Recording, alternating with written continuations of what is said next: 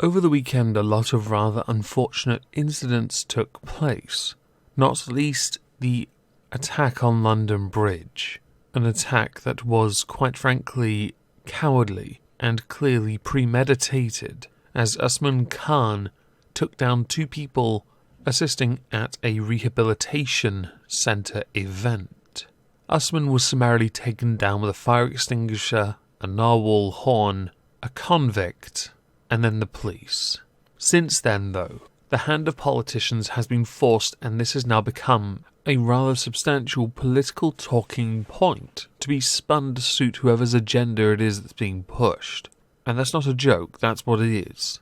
The same thing happened when the politician was taken down. That was, while an absolutely disgusting event, used to push many different narratives, and the actions of the politicians since were quite telling. The same can be said for now. Jeremy Corbyn, for example, has taken the opportunity to blame Tory cuts to public services and, of course, Tony Blair's decision to invade Iraq, with him also believing that the wrong calls were made on security. His belief is that because of these streamlined public services, they miss chances to intervene, and he's got a point with that.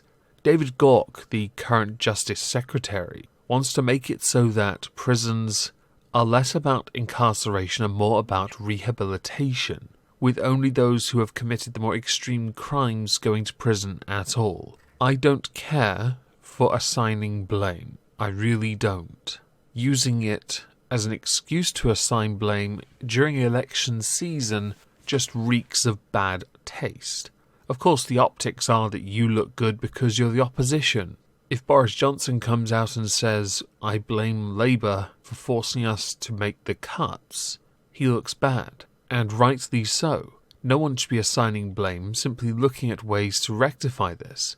There are a number of videos that have been done that exist on YouTube by the likes of Sargon of Akkad and Black Pigeon Speaks, both of whom have gone into detail about the extremism that exists in UK prisons at present.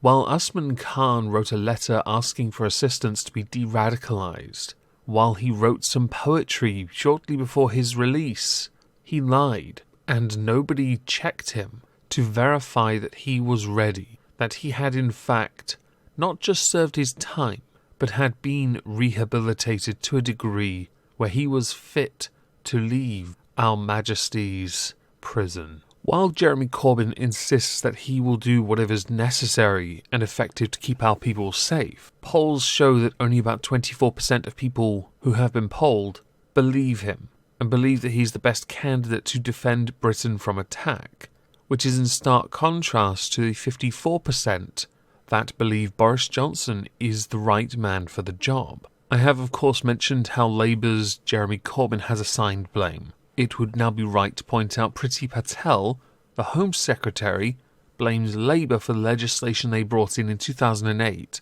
that guarantees that any prisoner for certain crimes can be released after half of that sentence, which is interesting because he had an indeterminate sentence. They had to go back and assign him a sentence and then say, oh, well, you'll be out in a few years, mate. Best start polishing up your finest and say, would you like fries with that? With 11 days until the general election, Jeremy Corbyn is seeking to shift the blame to the spending axe that was wielded by the Conservatives after they came into power in 2010. The problem with that is, people forget we ran out of solutions to attempt to rectify the damage that was done by the utterly reckless spending of the previous Labour government. And I would point out, while Labour liked to boast about the living standards then, I was very much alive then. It wasn't all that.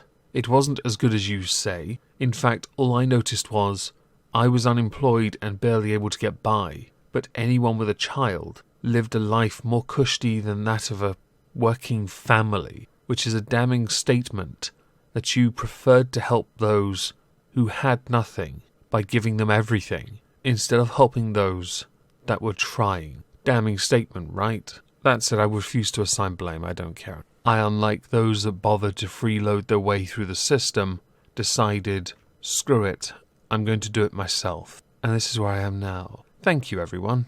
As far as assigning blame in the Usman Khan-related incident goes, stop it.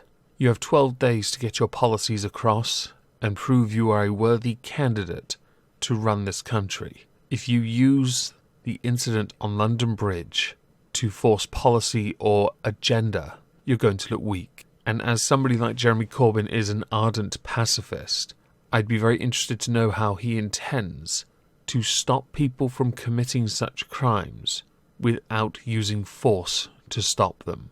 Or does he believe he can de-radicalise people that he has been accused of being sympathetic towards, which would be quite entertaining to watch from far away, behind a lot of barbed wire.